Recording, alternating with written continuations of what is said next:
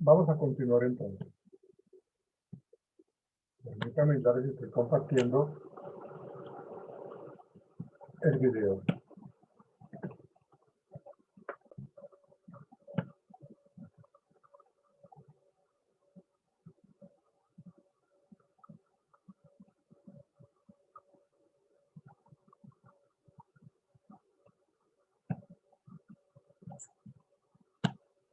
Los pensamientos obsesivos. ¿Qué tanta angustia te generaban? Pues en primer lugar fue como que no todo lo que uno se dice en la mente sucede. Entonces hacíamos también algunos ejercicios de decir, si yo repito en la mente que me voy a volver millonario, entonces me voy a volver millonario y pues no sucedía. Entonces nos dimos cuenta que a veces la mente nos como que nos engaña, por así decirlo. El concepto que Karen, perdóname Karen, el concepto que ella acaba de decir es muy importante, porque las personas que tienen este tipo de pensamientos creen que pensar algo significa hacerlo. Y uno de los ejercicios que justamente hicimos con Karen era que ella pensara durante todo el fin de semana que yo me iba a ganar el baloto. Y yo le propuse a Karen, Karen, si yo me gano el baloto, te doy la mitad para ti y la otra mitad para mí. A ver si tus pensamientos tienen ese poder. ¿Y qué pasó, Karen? ¿Nos ganamos el baloto? No, seguimos siendo normales. Ok.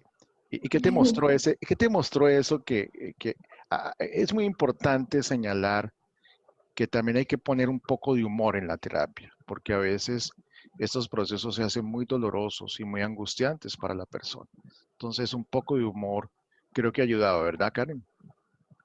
Sí, muchísimo. Em, También lo que hacíamos era como un cuadro de, digamos, de qué soportaba la idea que yo tenía en la mente, entonces, y decíamos cuáles eran, digamos, esas, como esos Evidencias. hechos o evidencias que soportaban esa idea y cuáles no soportaban esa idea y al final hacíamos como una probabilidad de cuánto podía suceder.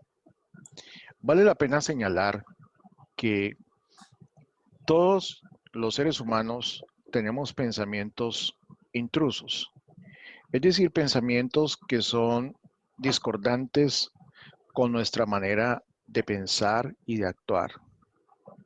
Yo le contaba a Karen que en alguna ocasión en que yo venía con mi esposa saliendo del ascensor para entrar a mi apartamento que está ubicado en un piso 11, a mí me vino a la mente que yo la tiraba por la ventana. Y aunque yo sé exactamente que ese era un pensamiento intruso, de todas maneras a mí me causó un poco de ansiedad. Esto es muy distinto a cuando una persona planea deliberadamente un crimen donde no siente ansiedad. Y fue muy importante compartirle a Karen que yo también tenía estas imágenes. Pero la diferencia entre ella y yo era que yo no le atribuía ninguna importancia. Yo simplemente las dejaba pasar como basura mental que a veces llega a la mente de uno. La mente de uno está en continuo funcionamiento y a veces llegan estas ideas que son totalmente discrepantes con la forma de pensar y de actuar que uno puede tener. Y creo que para ti eso fue importante, ¿verdad, Karen? Sí, fue muy importante. Creo que pues la terapia ayuda mucho a uno darse cuenta qué cosas pueden suceder y qué cosas, digamos, no van a suceder y a estar un poco más tranquilo. Eh, También lo que hicimos fue que yo buscara cosas acerca del suicidio en internet. Por ejemplo, buscamos el juego de la ballena azul. Yo antes no podía pronunciar la palabra suicidio porque me daba mucho miedo, ya ahora lo hago.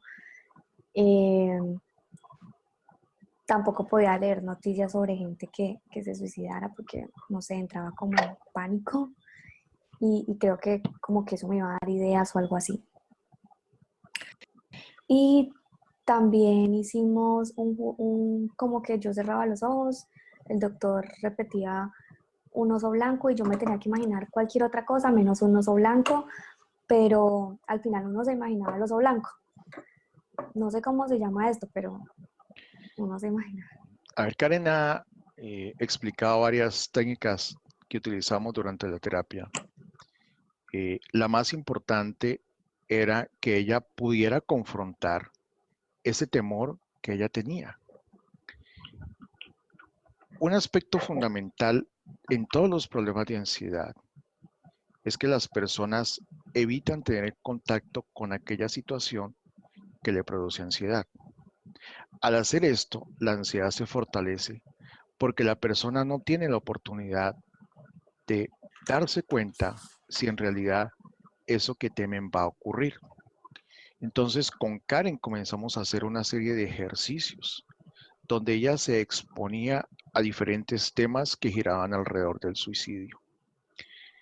Otro aspecto que es muy importante y que justamente el experimento del oso blanco ilustra, es que la persona que tiene estos pensamientos obsesivos intenta deliberadamente y de una manera obviamente obsesiva de suprimir estos pensamientos.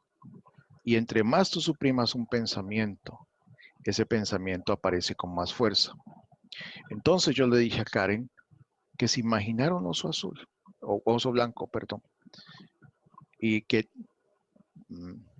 primero hicimos el experimento de que ella se imaginara un oso blanco durante 1 minuto. Luego hicimos una pausa y le dijimos a Karen que volviera a imaginarse cualquier cosa, pero que ella no podía pensar en un oso blanco, que tratara de suprimir eso de su mente. Y obviamente el resultado fue que ella no pudo hacerlo. Y eso le probó a ella cómo entre más trataba de suprimir el pensamiento, ganaba más fuerza. Entonces estas son algunas de las técnicas que utilizamos para poder ayudar a Karen. Una última que empleamos ya al final de las sesiones era la de hacer un experimento. El experimento, ¿recuerdas en qué consistía, Karen? No, muy Bueno, bien. el ¿Cuál era? experimento, yo le decía, bueno, Karen, vas a imaginarte que te vas a suicidar. Ah, sí. Inclusive hacíamos que ella se imaginara que se iba a tirar del balcón del apartamento donde ella vivía. Y yo le decía a Lo Karen escribía. que calificara de 0 a 100 cuánto era el deseo que ella tenía de suicidarse. Y en la medida que ella enfrentara esta situación en su imaginación, si en realidad ella tenía deseo de suicidarse, el deseo iba a ir aumentando de una manera paralela a la exposición que hacíamos en su mente. Y realmente el deseo de Karen nunca aumentó, el deseo siempre fue 0. Y eso creo que te demostró a ti, Karen, que una cosa era tener el pensamiento y otra cosa era hacerlo. No sé tú cómo lo viviste esa parte. Sí, como que una cosa está en la mente y otra cosa es como lo que uno quiere hacer de verdad y nos dimos cuenta que no me iba a hacer daño. Okay. Bueno, Karen, ya han pasado 3 meses desde que terminaste tratamiento. Cuéntame cómo estás hoy. Mucho mejor, ya no tengo pensamientos obsesivos, no me da miedo el suicidio en este momento de mi vida y creo que la terapia me sirvió mucho como para tener herramientas de cómo manejar mi ansiedad, porque más que todo es como mi ansiedad lo que causa estos pensamientos obsesivos y ahora pues trato mucho de que cuando voy a tener un síntoma de ansiedad manejar estas herramientas que me dio el doctor. Maravilloso, Karen. Yo realmente te felicito porque fuiste una excelente paciente y porque este tratamiento a veces era difícil, pero tú tuviste un alto nivel de compromiso y de motivación que fue lo que te ayudó a salir adelante. ¿Quieres agregar algo más, Karen? que quieras No, compartir con los pues televidentes? de pronto si alguien está pasando como por un momento difícil, está en un momento de estrés, en algo que no le gusta en su vida, muchas veces esto también genera un poco de ansiedad y pues se pueden empezar a presentar estos problemas. Y creo que las personas ansiosas somos muy impacientes, demasiado impacientes. Pero Eh, siempre después de 1 o 2 meses, uno logra salir de la ansiedad y logra ver todo con más claridad. me apunto también al grupo de los pacientes y los ansiosos. Karen, Karen, muchas gracias. De verdad ha sido un Bueno, doctor, testimonio valiosísimo y, y trabajar contigo fue un reto, pero también fue un placer poderte ayudar. Y gracias por querer compartir con tantas personas que sufren lo indecible porque no saben qué son estos pensamientos que se les presenta y que representa realmente la sintomatología más clara de un subtipo de trastorno obsesivo compulsivo como son los rumiadores o obsesivos puros. bueno, doctor, muchísimas gracias a usted por su terapia.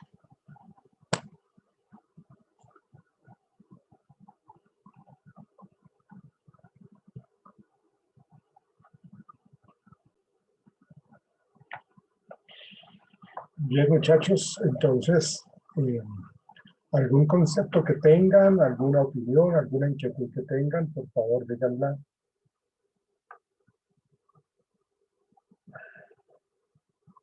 Profe, una pregunta. Y Melissa, Por ejemplo, empecé a lo último que dijo él, pues, bueno, el doctor o el psicólogo dijo que ella también, o sea, que en algunos momentos era difícil el tratamiento, porque pues tanto era, creo que era virtual y todo eso, y también pues se dio como la salida, el compromiso y la actitud que ella tuvo, ¿sí? Profe, y en estos casos, por ejemplo, si nos enfrentáramos en un caso pues, similar, cuando la persona no tiene ese compromiso, como esa actitud de poder superar lo que tiene, en ese caso, ¿qué se podría hacer? Porque es muy diferente que ella entienda que está sufriendo de algo, pero también el compromiso que ella quiera salir de eso. Y si no mm, presta el compromiso como el deber ser, entonces, ¿cómo se podría manejar? Pues eso, no sé. pienso que yo les comentaba cuando hice la intervención de lo que es un trastorno obsesivo compulsivo y cómo estas personas terminan en una situación tan difícil, tan emocionalmente difícil, tan complicados, que hace que ellos ya no quieran seguir en esta situación tan difícil. Porque les causa un malestar emocional muy fuerte, porque les causa angustia, desespero, molestia, con tanto problema familiar, con tanto problema que tienen a nivel de pareja, laboral, social, académico, entonces están saturados de todo eso. Porque ellos a veces viven con su problema en silencio, no lo aceptan, no lo quieren expresar, ¿no? Ustedes saben que aquí en Colombia decir que voy a ir a terapia psicológica o que estoy en terapia psiquiátrica es bastante, eh, tiene un componente bastante negativo, ¿no? Como que nos tildan de chiflados, de locos, de que se nos corrió la teja, bueno, una gran cantidad de conceptos. Entonces las personas se guardan y viven con su nivel de angustia en silencio. Pero como ya no es soportable, asisten a consulta. Y lógicamente el terapeuta tiene que generar de primerazo una técnica de enganche, tiene que impactar positivamente en el paciente, tiene que generar una muy buena empatía y tiene que decirle al paciente, las cosas cambiarán si usted se compromete. Porque mi proceso terapéutico va a durar esto, yo le puedo decir, vamos a durar unas 10, 12 sesiones en donde vamos a ver cambios. Y mi estructura de tratamiento es esta. Por eso yo les comentaba ahorita que tratemos, cuando tengamos la presentación de su examen, tratemos de desglosar muy bien el motivo de la consulta, la descripción del paciente, la historia del paciente, los objetivos del tratamiento, las técnicas de tratamiento y los resultados.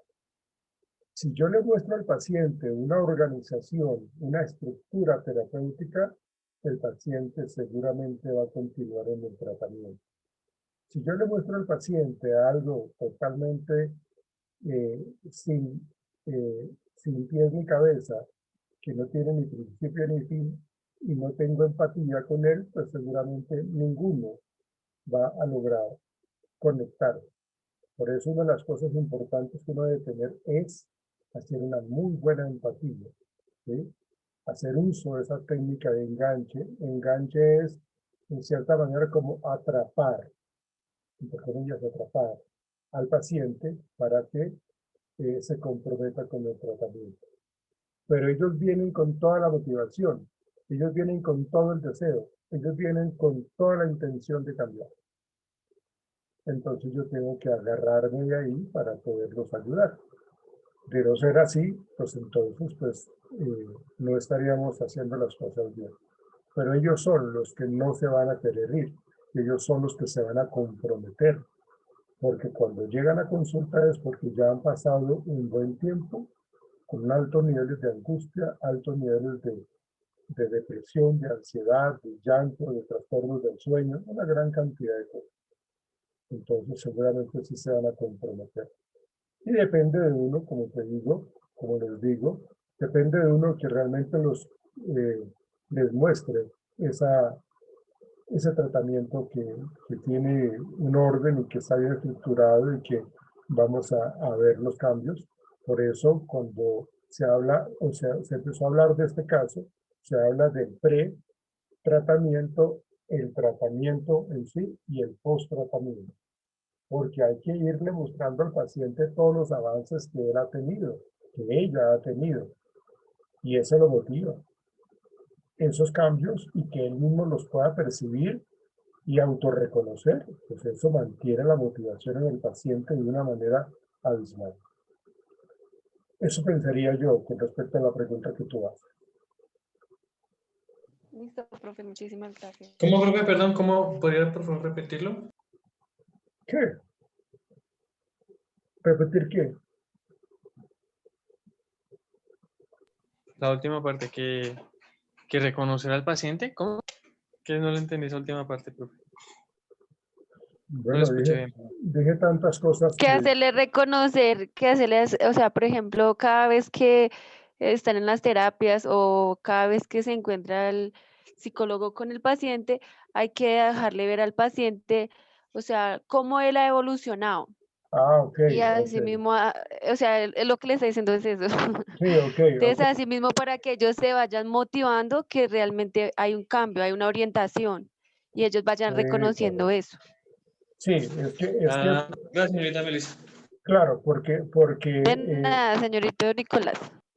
si nosotros no logramos hacer de que el paciente reconozca el cambio que él mismo se está comprometiendo a tener, pues, o sea, mal haríamos. De hecho, en la medida que yo mantengo la motivación elevada en el paciente es porque él mismo se está viendo el cambio. Entonces, la retroalimentación es importante, pero mucho más la autorretroalimentación, como él mismo está viendo el antes, el durante y el después. Bien, bueno, a ver.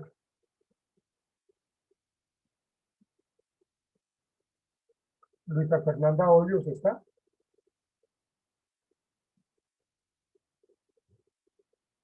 Luisa Fernanda Hoyos. Sí, profe. Luisa, por favor, quiero que me colabores con dos casos que aparecen allí en la plataforma para mañana, que tienen que ver con trastorno afectivo bipolar. Tú miras en la plataforma en la clase que tenemos para mañana, ahí encuentras esos dos artículos. Entonces, así como hizo Daniela, de asumir ese compromiso, pues quiero que por favor, Luisa Hoyos, tú para mañana me trabajes esos dos casos que aparecen allí. Listo, profe. Listo. Que son el TAP, trastorno afectivo bipolar, ¿ok? Entonces hay Sí. una serie de tratamientos que tienen que ver con la parte cognitivo-conductual. Entonces, comenzamos contigo mañana, ¿listo? ¿Listo? Bueno, muchas gracias.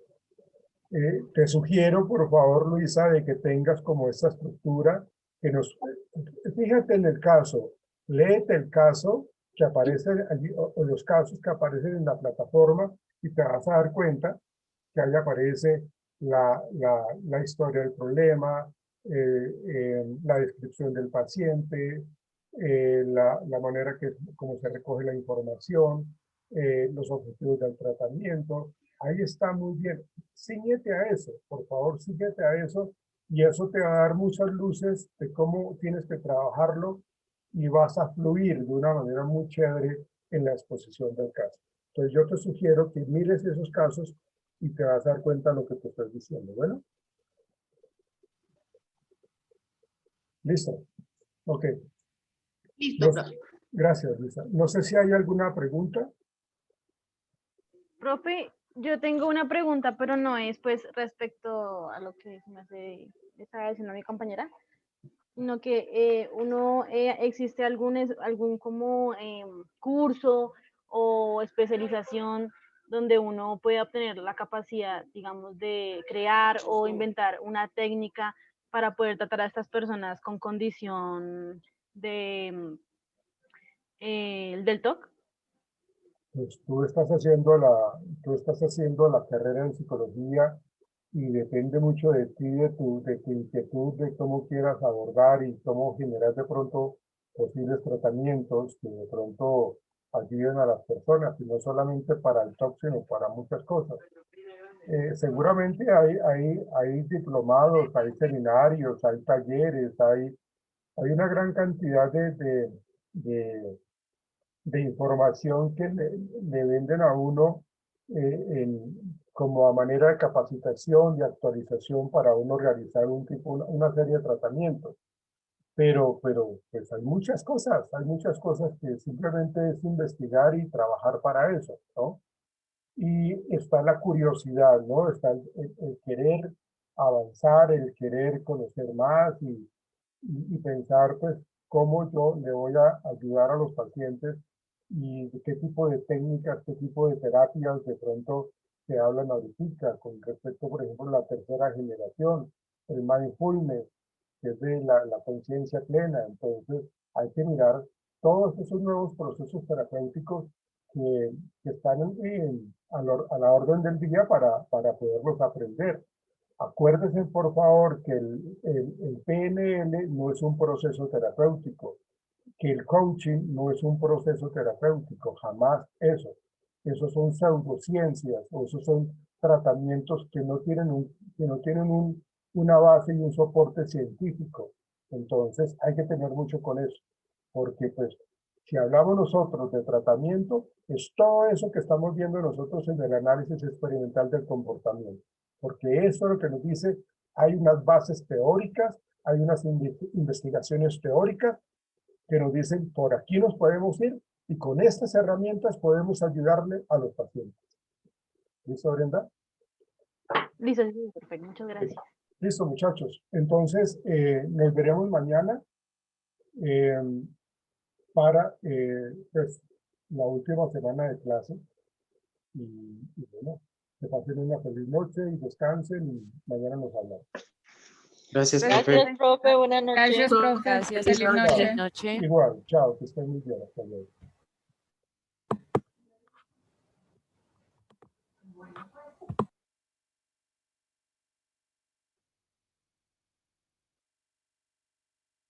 Chao, señoritas, caballeros, que estén muy bien.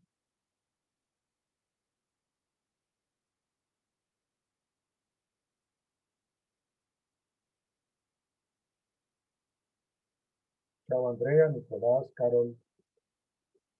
María Huertas.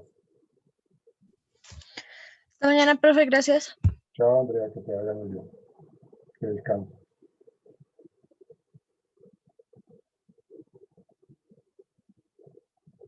María Huerta, Nicolás y Carol. Chao.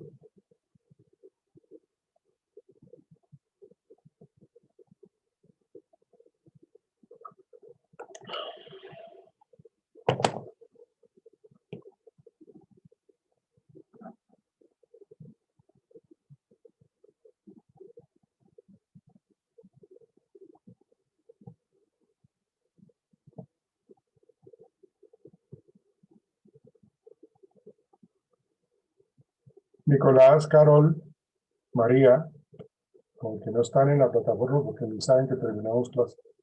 Sí, profe, yo creo que probablemente es mejor que lo retires tú. O- pues acá me dice eliminar. ¿Les digo eliminar? Sí, profe, sacarlos de la reunión. Ah, ya, sí. Poner en sala de espera.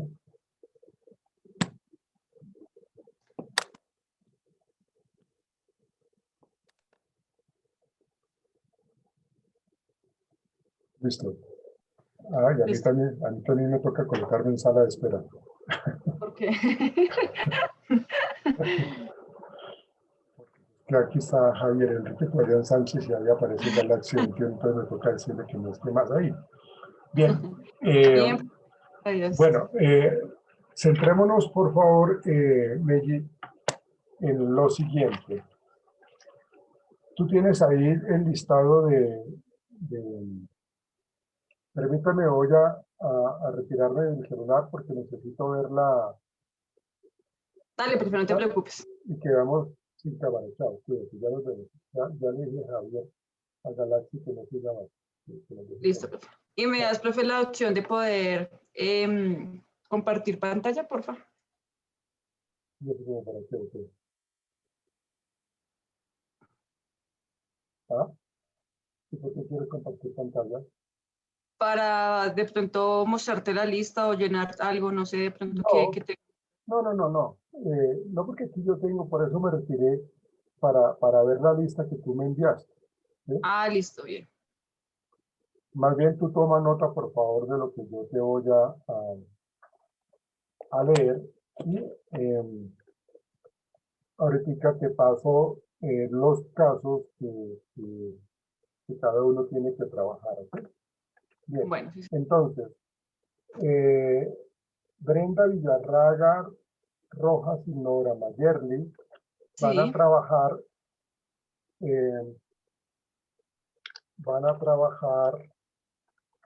un trastorno, perdón, un tratamiento cognitivo, todos son un tratamiento cognitivo-conductual.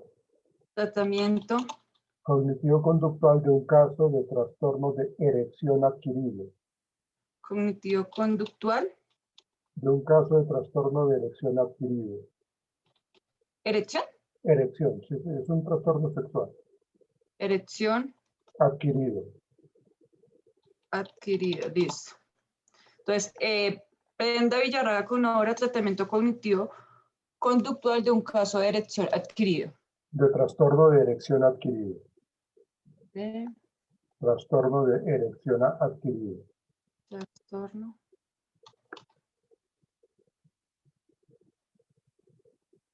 de erección adquirida. Carol Daniela Fonseca y Alejandra Huertas. Sí, Ay, joder, nos quedan ya unos. Carol Daniela Fonseca y Alejandra Huertas. Espérate. Abordaje cognitivo-conductual. abordaje cognitivo Conductual. En un caso de TOC.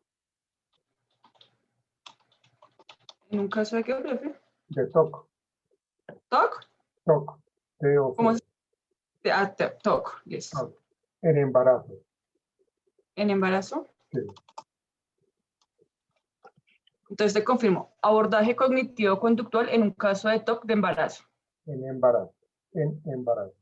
en embarazo. Ujú. ¿Con quién seguimos? Con Marta Con González, Marta González Forero y Melissa. Sí, señor. Marta González. Espérate. Ok. Entonces sería intervención cognitivo-conductual.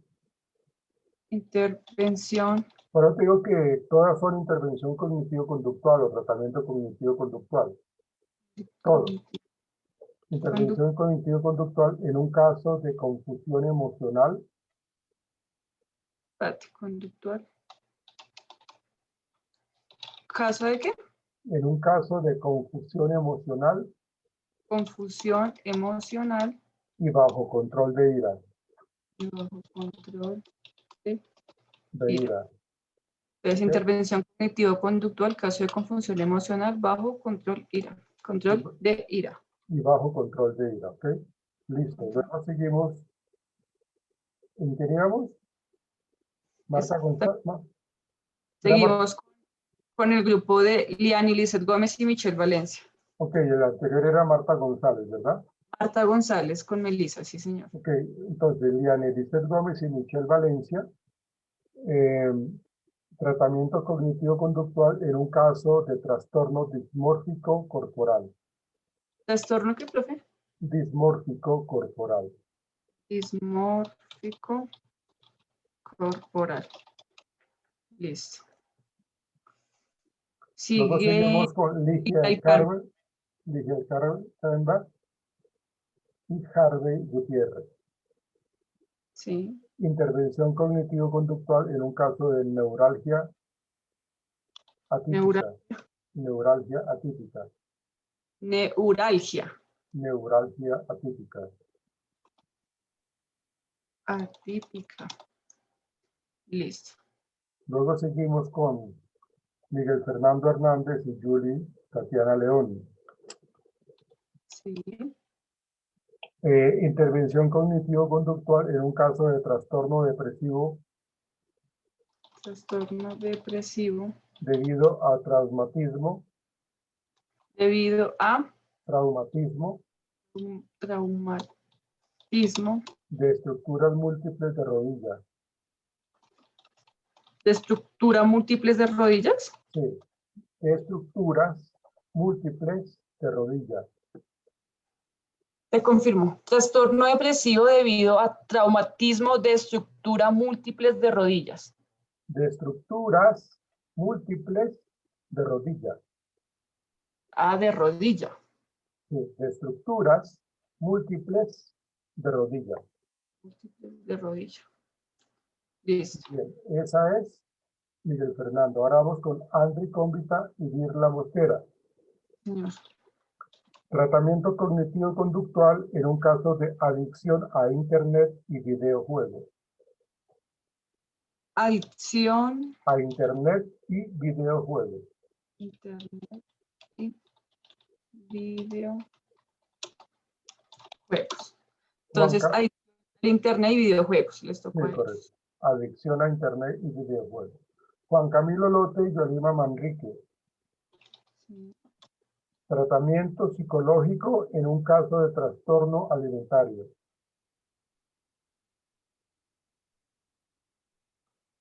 Tratamiento psicológico En un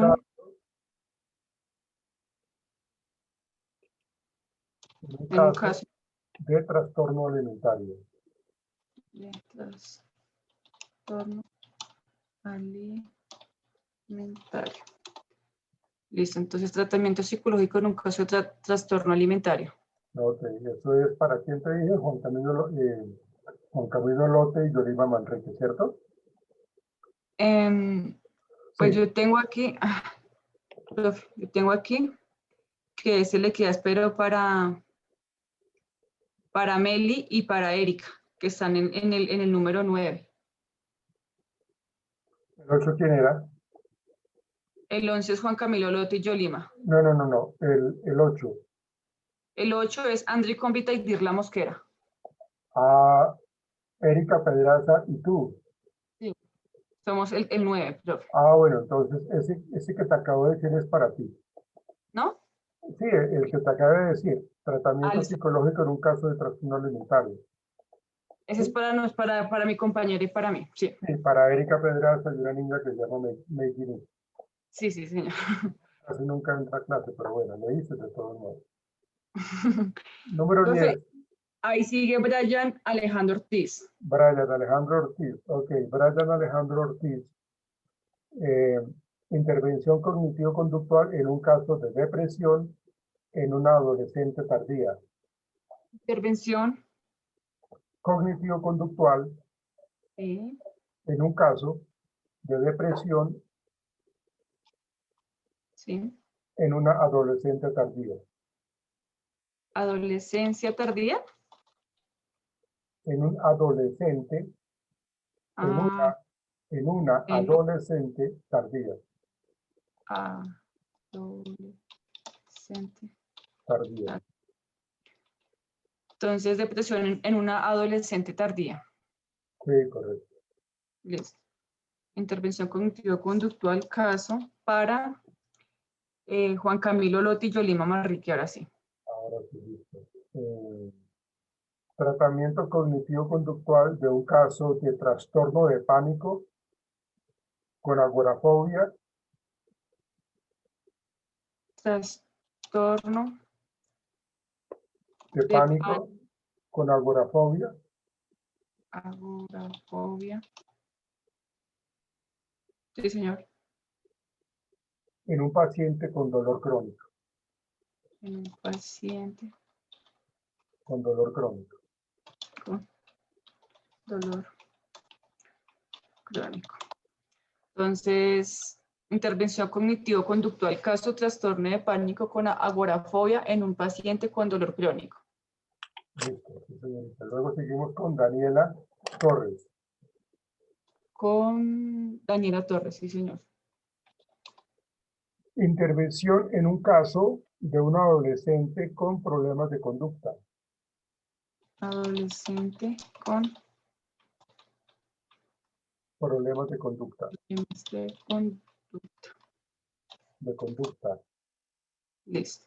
Entonces, intervención cognitivo-conductual, caso adolescente con problemas de conducta. Sí, señorita. Luego seguimos con Andrea Orduña. De Orduño Juan Pablo.